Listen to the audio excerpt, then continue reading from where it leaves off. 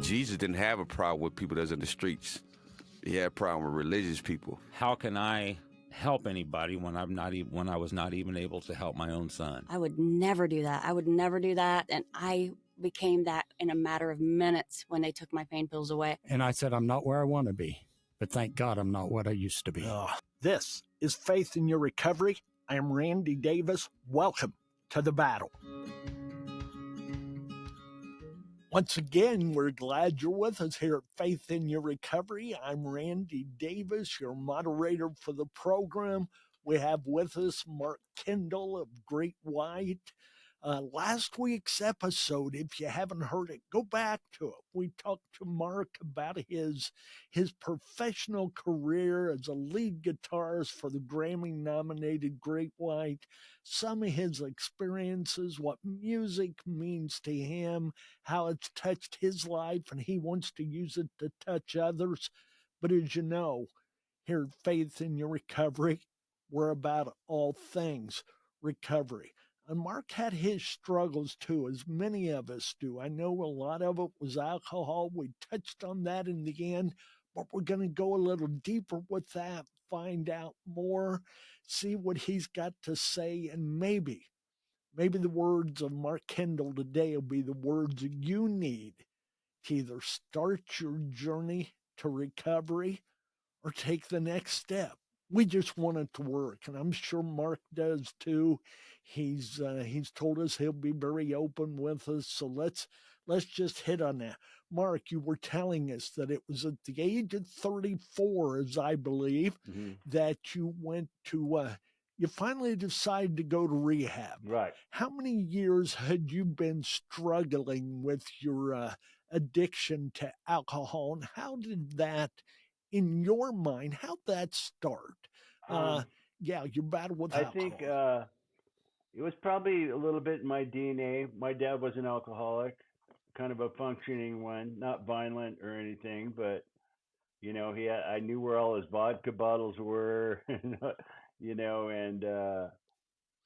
so he did that, but he never missed a day of work. He never hit my mom or anything, but he was definitely an alcoholic, and he was sober the last, I think, 26 years of his life.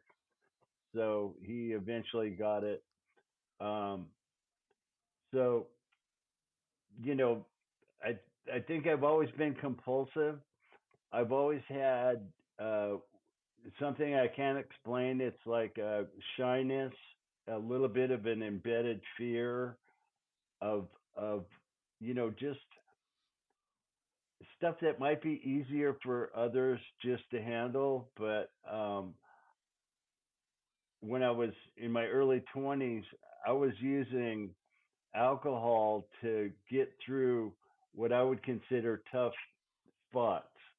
If I had to go to a social gathering where there's going to be cameras, or just even at someone's house with 10 or 15 people or whatever, I wasn't comfortable in my own skin enough to go there completely sober and handle that. I had to kind of learn that over the years. But my first introduction to rehab, I was listening, I was attentive, and I believed some of what they were saying, and some of it I didn't.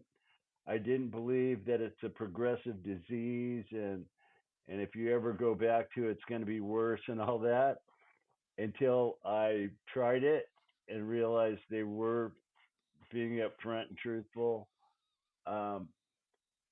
The reason I wasn't successful the first time getting sober was I did nothing to change my alcoholic behaviors.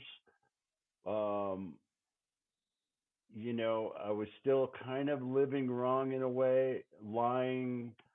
I had the fear, but I was able to remove the alcohol for like one time 2 years, a year and a half, 10 months. I had all these spurts of what I call dry drunk. Didn't change anything about myself. Didn't work on any of my character defects at all. All I did was remove the alcohol. And I was so jealous of people that drink normal that it actually angered me that people could do that. So I kept trying. That's the reason I wasn't like, I wouldn't even call it a slip because it was a planned operation. I'm going to drink, but this time, and I was just a beer drinker. I didn't roll out of bed into whiskey or anything. I was just always had a beer in my hand. So when I would try to drink normal, I'd be successful for a few days. I wouldn't drink the next day. I just watch the game with friends, have 4 beers, and not drink. But then before you know it, here comes the pain and everything, and then I'd quit again. So I did that for 17 years, just removing the alcohol, still being not the best person I could be. Um, not very giving, kind of selfish, just like most alcoholics. I'm doing this to me. Don't worry about it. That was my attitude. And I finally just got absolutely sick of living that way. And I called my wife from Utah. I was on the road with the band. I told her I drank. First time I've ever even considered being honest about drinking. I always told her I wasn't drinking. She questioned me on the phone. I'm not drinking. I'm not. But she could tell I was, but I'd lie about it. This time I told her up front that I drank, but when I get home, I'm going to go head first in into a program, and I'm going to listen to guys with 30 plus years sobriety and take direction. And like in any program, AA, I don't care what it is, people that are only halfway there, they say you got one foot in the door and one out. You know, I was a clock watcher. When I'd go to a meeting, I couldn't wait for this horrible thing to be over with. You know what I mean? That was my attitude back when I was just removing alcohol. Like I was showing up to some meetings, you know, but at the same time, I was really enjoying hearing people share because it seemed to me that my story was very similar to a lot of the shares I was listening to, but I still, You were yeah, I wasn't identifying. ready to quit. I wasn't ready to commit and do what it takes to sustain long term sobriety. It took me getting a sponsor, somebody I could call when I got a bad thought, and you know, um, get involved. Uh, listen with the attitude of, I like to say, when you're listening to somebody, don't think about responding. Think about hearing what they're saying. And I really started to do that. And I was taking direction because this guy here has 38 years sobriety, you know, and he's successful. I want to do what he does and see if I can, that some of that rubs off on me and I could start living right. So it took me quite a while. I'm even still working on my character defects, but I can honestly say that I am an honest person today, and I've worked through my fears. All the things that I was afraid of were ridiculous. Um, it took me. I practiced a lot of different things. I practiced confronting people. I did things that I would never do. I'd be scared to death to do that. In the past. But when you practice it, you're not afraid. You just run right directly through confrontation head first, and you start doing that over and over and over. Your fear starts to melt down, and you outrun it. You're outrunning your fears. I quit lying to my wife.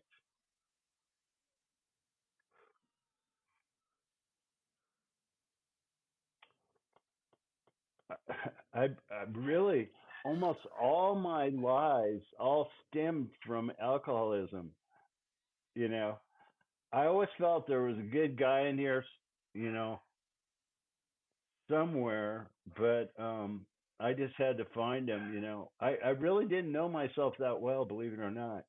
I I you know that wasn't the way I lived. I wasn't thinking about it. I was more concerned about drinking, partying down, playing music, not very loving or giving person. You know, that's today I'm very So, loving and giving, but what it took was besides removing the alcohol, which like we know is just being a dry drunk and you're just a walking time bomb. You know you're going to drink again, you just don't know when. This time I did a lot of self work and did some serious moral inventory. I mean, my moral inventory, if you ever saw it's about 3 books. You know, we're not talking like 10 pages. We're talking, I mean, it, it's some volumes, serious yes. stuff. I Yes. here's the funny part. I went to my sponsor. I showed him step 4, my moral inventory. He goes, "You ain't done yet." I was all proud. I'm thinking, man, I really kicked ass on the check out my moral inventory. You know what I mean? Yeah, he wouldn't Yeah, let me get yeah. away with that one. But you know, it's it, it's continuous work, and I've been a 12-step sober advocate for the last 12 years. Starting with just reaching out on Facebook, just offering my sober friendship, encouragement, support to anybody out there that's suffering. You know, I figure, you know, if I know I can use this Facebook stuff for something other than telling people how great I am. so, I so, hear you know what that I mean? for And certain. people started getting a hold of me, and all I have to offer, I'm not a miracle worker. I can offer my story, tell them how I did it, share that, and I really feel I've said this before, but I really believe it that there's people out there that are really in a bad spot, you know, and they want to be sober, they want to get sober, but they just need a little bit of a push or just some encouraging words, just Exactly. somebody to say, That's what our organization's about. That's why we've got you on here today, hoping somebody will find those encouraging yeah, because words. How did your higher go ahead? oh, I was just going to say, um, you know, this other life that's available, and they told me it's a better life, even though after about, I think it was about 3.5 months, I went to my sponsor and I go, I totally believe you, 100%, and I believe this Bob and some of the other guys that have told me that life gets better, but I go, it just hasn't happened yet. But I can tell you what, it did happen. And things It just can, started yes, going my way, and my life completely went incredibly. Things just completely changed when I started becoming a better person, more giving, loving, reaching out. Um, you know, starting to work with alcoholics and seeing their success. You know, just watching sick people get well. It was just like the greatest feeling I've ever had in my life. Um, you know, I had one guy that was a patient in a rehab, and in 5 years he became a counselor. You know, things like this are like we're talking miracles. That guy was rolling out of bed, filling up big gulp cups with whiskey. He was shopping 2 weeks in advance for whiskey so he wouldn't have to leave the house. I mean, that's how bad he was. And he even had some heroin addiction in the past. So to watch that guy today, I think he has 11 years sobriety or 10. No, 10. He's going on 11. I've worked with, I think it's 153 people. And the only reason I know the number is I send them daily meditation and prayer. I don't know what Awesome. exactly the percentage of the success of the people I've worked with, but it's pretty good. And I have an online group where I send people daily meditation and prayer, and we all share our milestones and, yeah, way to go, 90 days. All right, dude, that's insane. How'd you do it? And We have chapter meetings every week of A Better Life, Brianna's Hope. And that's a big part of it, sharing our victories and our struggles. But yeah, it's a matter of applause for those who get that 15-day tag for being clean, 15 is that huge. 1 year tag, or whatever the case is. Or we celebrate they got a job or got to see their kids for the first time in 6 months. The thing I want Uh, newcomers to where understand is it's it's all about today. And I know we oversimplify this one day at a time thing, but it's very important because it time it takes care of itself. That's what I always tell these guys. But we're going to celebrate the hell out of every one of your milestones and get into it. But all we have to do is be focused on today. Like when I wake up every day, I've been doing this more than 15 years. I make my bed, I say a prayer, pray for my sobriety for one more day, and I thank him before I go to bed. I've been doing that every single day for over 15 years. Every single day, that's what I do. I just have to stay sober today. I've seen people fall after 20 plus years. It can happen like that. You get a bad thought and you act absolutely. on it, you're right back to, the dark world. So I really take the one day at a time serious.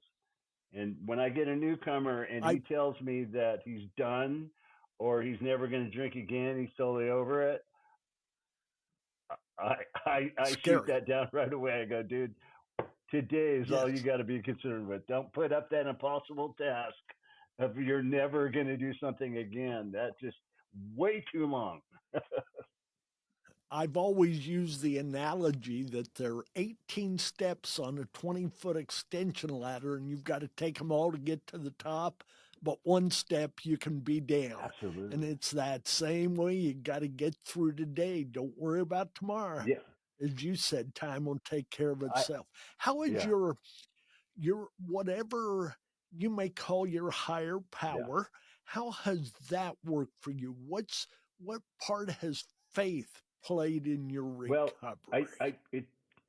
I didn't get direction on what to use for a higher power, and I really didn't understand how it would be helpful until I used the thought that I'm just going to live my life how I think God would not only want me to, but how He would live His, because and become that person instead of self will and all that stuff. Because my way has never worked. It just doesn't True. work. I promise. I promise it doesn't. It doesn't work. I need to live my life how I think God would want me to live it, and that took work. There's a little work involved. It's not removing alcohol. It's like, how can I be the best person I can be? I want to feel free. And I don't want to. The reason removing alcohol didn't work is because I was the same person without the alcohol, but all I could think about is drinking again. It was just a nightmare. I've heard the analogy. Good buddy of mine, he's the lead singer. He's in this band Aerosmith, great guy. And he said it's like living your whole life in the ocean, and then you come on land and you're like, hey, it's cool here too. I can live here. But every second you're thinking about going back in the ocean. Get me? So that's kind of like what it's like when you just try to do it on your own and, just don't drink. You know, as soon as you get angry, there's a lot of triggers that can trigger you to drink, and they need to be identified early. What is it that makes you drink? What is it what kind of emotion or what happens that gives you that urge? Because the urge itself, the physical urge to drink lasts 2 minutes, literally 120 seconds, and it's gone. The planning can be long because us alcoholics, we are town planners, and anybody that's in recovery knows that. We see a window of opportunity, and nobody will know and all that. But those thoughts for me are way in the past.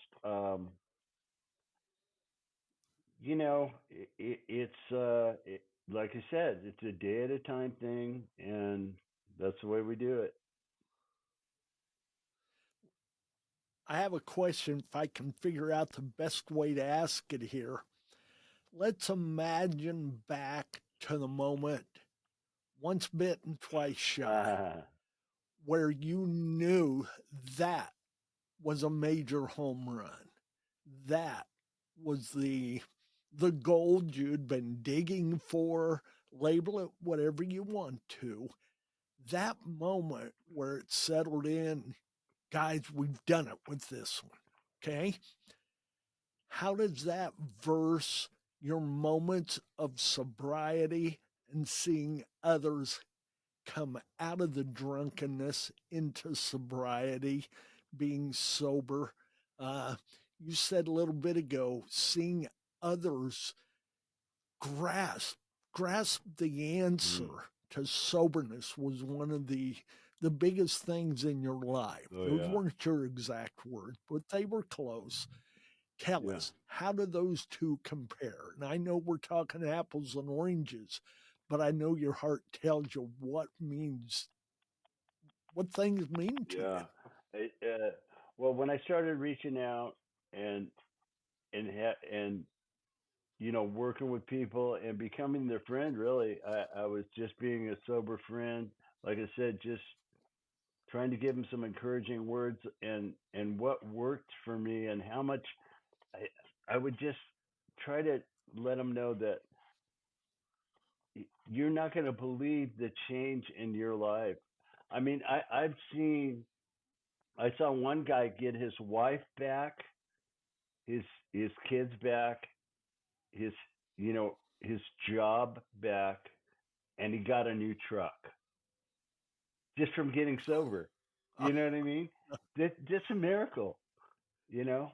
Um, but it changes in other ways too. Spiritually, you feel you have that. It's more of a free feeling when you can do some deep work on yourself, and there's people out there to help you. You know, fellowship is really important, and and and keeping it simple. I keep it so stupid simple that this isn't mathematics. This isn't trigonometry or you know you want to keep it simple. You want to keep your mind you know um, you want to simplify your program, but at the same time, I think the fellowship is probably the most important thing for me because you're not alone.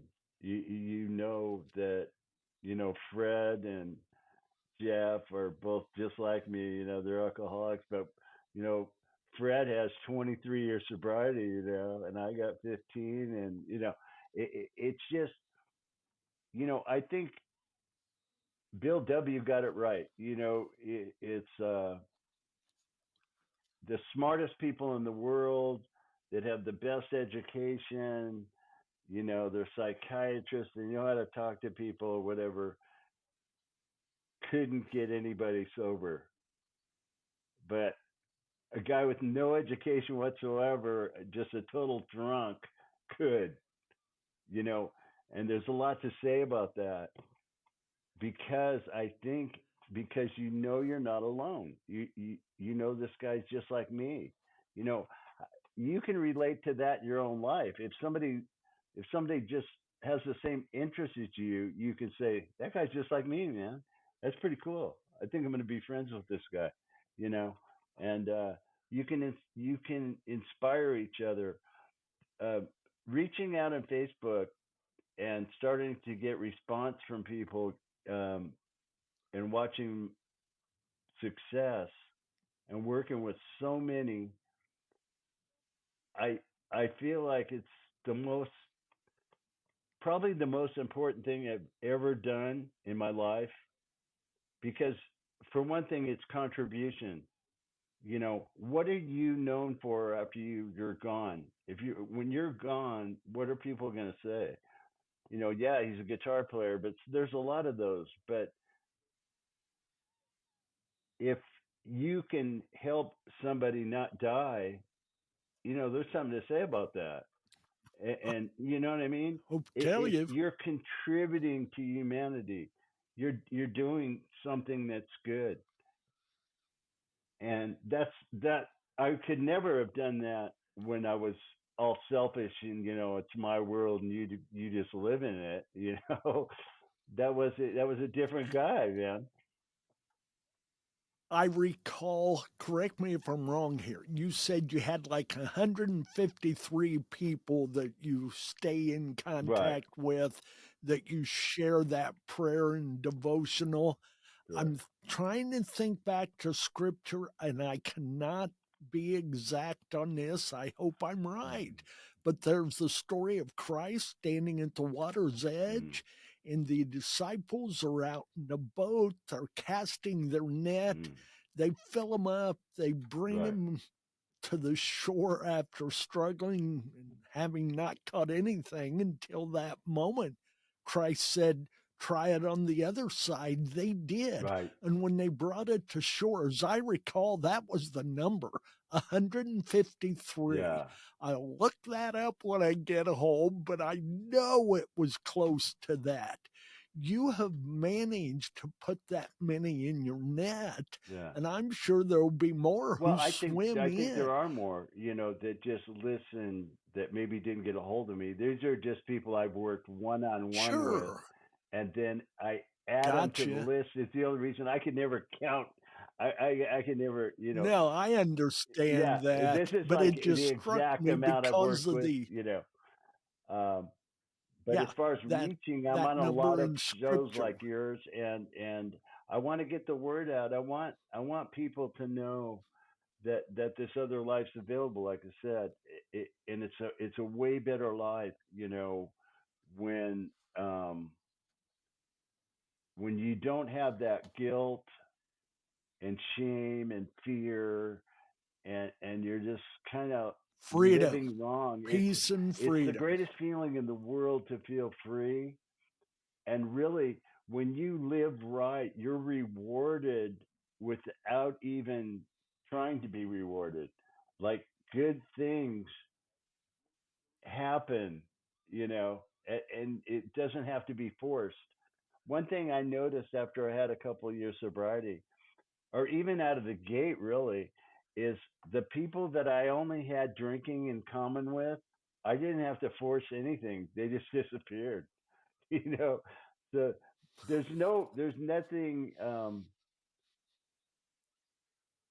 No Yeah, depth. exactly. Yeah, yeah. You, in one of the statements I read of yours, you said something about having a strong belief in human connections and Yeah. imperfections. Uh, I like that. And we've talked a lot about that. We've talked about your imperfections. We've alluded to those who struggle with alcohol and drugs, their Mm. imperfections, in the importance of, I think fellowship is actually the word you Right. used earlier, that we connect with others and we look beyond those imperfections so we can connect. Don't let them be the dividing factor. Right. And that's not a matter of music and alcohol, that's a matter of life. Too many times we've got that whiteboard in front of us, and in the middle of the whiteboard's a colored dot, and the colored dot's all we see instead of the 98% of clarity that's before us. So we Nah. pick out the blemish and point toward that in people instead of allowing them to live in that clarity and accepting them as they are, just as Christ did us. I like what you said earlier about I tried to figure out how God would do this, how Right. God would live this out. Right. He shows us in his son for so much of it. And then we become that examples for others by following his example. Uh, what is your, I know you want to reach more people Right. with sobriety, with being clean, whatever, however you want to label that. Yeah. How do you best see that happening? Well, How do you think you can reach the next one? Here today is one of those ways, but you yeah. tell us. Well, I think sharing my story is kind of important because I've had success and it did work. And my thinking is the guy that's out there suffering, whatever he's doing, is not working so well. So maybe he can just take a few things that I did to get him started, and I just make suggestions. I'm not you know I'm just telling him basically how I did it, not how he should do it. I'm just giving him That's all some we can options do because is there's a show lot of them ways the you can do path it. we've been. Exactly. This worked for Yeah, you. this worked for You me. know, you know, our folks can figure this out. You just imagine a maze Yeah, and there are blocks. You can't go that way. You got to turn and go the other way, find the path to get exactly. to the middle. Uh, but there can be four different paths that'll Right. get you I there, told but you're going to get blocked here I've and told there. people, this isn't like a religious cult or anything either. I don't care if you pray to your furniture. I'm just, telling you how I did it. I pray to God. You can pray whoever your God is just dandy with me. And it might not even be God. It might be something that you feel is the most powerful thing ever, and you really like that. So it's not a religion. There's a few things that I really don't do, and that is promote any 12-step groups or anything like that, except when I get one on one, I get more detailed, but I try to stay the principles of programs and whatnot. But one thing I don't do is remain anonymous, obviously. That's obvious. Yeah, with you sitting right there and speaking out like this, Yeah, there's no I'm not anonymity no anymore. It'd anonymity. be difficult for you with your past anyway. All Right, right. right. Yeah, having that stage recognition. Mark, what haven't we touched on that's important to you to share? Whether that's Uh, from your, uh, one thing, pardon the one thing term, that I've only been doing for go 2 ahead. months that I've never done in the past, even though I'm a grateful person for a lot of things. Um, One of the guys that I fellowship with, we send each other a gratitude list every day. We text each other a gratitude list, things that we're grateful for, and I think that's kind of a nice exercise. I like doing it. Um, How many will be on your list on a the, given day, well, generally speaking? I just send it to this one guy back and forth. It's just Well, how many pieces of gratitude will you have on there, on that list? 10, oh, you 15, mean on my 20? gratitude list? Uh, Well, yes. the smallest things are on there. I mean, Hey, yesterday, what I say, I, some certain meal that I had, I was grateful for that. I'm grateful for my grandkids. I got my new baby that we just got. You know, my wife, my this, my that. It's just whatever's off the top of your head that you're grateful for. Usually put about 10 things on there, and then I'll tell him what I like about his list. He comes with a lot of stuff. He does a lot of meetings, like 7 a.m. Zoom meetings and stuff like that. So I'm real appreciative of his words, and we're just kind of sober buddies. He's got, I think, Yeah, 12 yeah. years. 12 years sobriety. So that's kind of fun. So, what would you like to close this with, Mark? Words of wisdom or a Yeah. thought or whatever, the last thing you want the folks to hear during this Um, interview episode? just a message to anybody that's out there kind of struggling or suffering. And um, I'm the worst alcoholic known to man. Um, I'm a complete miracle, so I know anybody can get sober. I know you can do it if you want it. You don't have to live in a dark world. You don't have to live in pain, guilt, shame. Um, there's a lot of help available out there. There's a different life available as well. It's a better life. I promise it's a better life. They told me that my life would get better after I got sober, and I swear to you, it's absolute 100% true. It's such a better life to not what I call chasing after normal, because after a while, this alcohol that I was drinking, I was literally not even trying to get drunk at one point. I was just trying to not feel bad. So I was chasing after normal. And it's a lot of work. I can tell you this out there, if you're in trouble, it's less work if you're not using whatever your drug or alcohol of choice is. If you're not doing that, it, it's so much better, because it's a lot of work to be an alcoholic. I know. Uh, it's a pain in the butt. There's a lot of bad things that are, and we are talking abuse here. I'm not talking about the social drinkers that go out and enjoy themselves. I'm talking about rolling out of bed, being in pain, all that. So, but man, I'm on Facebook. I'm not hiding from anybody. Uh, if you want to take a run at getting sober, I can tell you how I did it. And there's a lot of people out there that can help you. Um, you can go online and just say, I want to hear some sobriety stories, somebody that was in a lot of trouble like me, and they can share their story. They're online everywhere.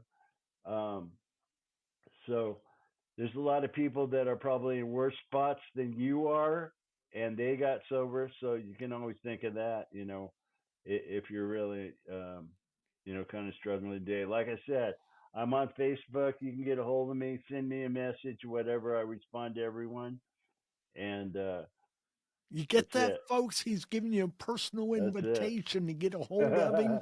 And he can't tell you the path, but he can show you what worked for That's right. him. That's right. And that's what we're about in Faith in Your Recovery. We realize Yeah. there was more than one way in, there's more than one way out. Not all of us have been in a professional position you've been in, but that doesn't matter as far as finding the journey to recovery, Yeah. sobriety. Uh, Mark Kendall, Thank thank you, you guys. tremendously. It's been a privilege to meet you, have this time with you, to hear your story, for you to share it. And I know it's going to touch, change, and save lives. We believe that here at Faith in Your Recovery. We believe your story is going to be one of those. So God bless. God bless to you, our listeners. Stay in the battle. Don't give up. Hey, make one more call. Go around one more corner. But above all, know, just as Mark has shared, you can do this. And we are there to help make that happen. God bless. Take care. Stay in the battle.